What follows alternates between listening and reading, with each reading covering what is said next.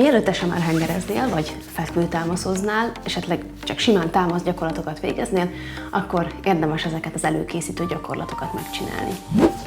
Kezdésként szerezz be egy ilyen kis mogyorót, és támaszd le az asztalra, forgasd fölfele a tenyeredet, hogy az alkarnak a feszítő és hajlító oldalát át tud masszírozni.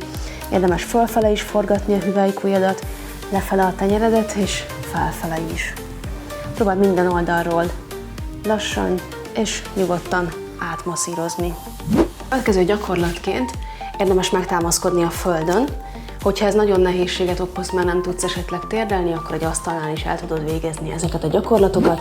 Nyisd szét mind a 10 ujjad, és kezdj el hintázni előre és hátra.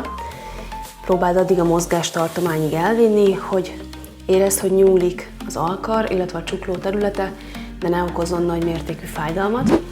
Majd forgasd egymás felé mind a 10 ujjadat, és oldalirányba mozgasd át.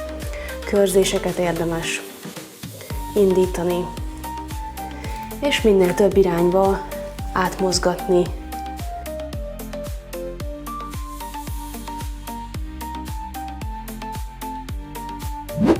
Próbáld ki ezeket a gyakorlatokat SMR hengerezés előtt, és írd meg kommentben, hogy mit tapasztaltál.